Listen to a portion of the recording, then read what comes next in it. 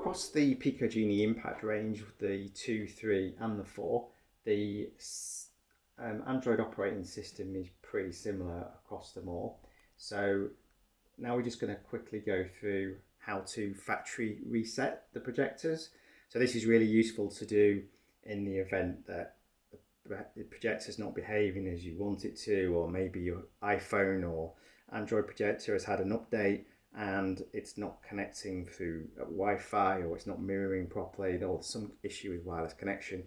This does fix a whole load of issues, so it's well worth trying as a first troubleshooting step. So if we go into settings on the bottom right, and then we go to update, and then you'll see factory data reset, and then go down to reset device. Just make a note that it does erase everything, including all of the system settings that you put in, accounts, passwords, Wi-Fi connections, etc.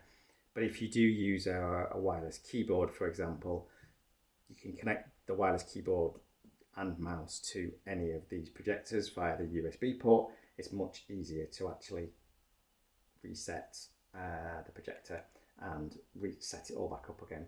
So you can click on erase everything. I'm not going to do it now, but once you've highlighted it, press OK.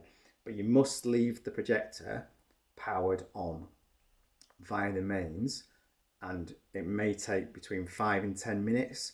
So just make sure it can be left and don't turn it back on or off or touch the projector while it's being reset.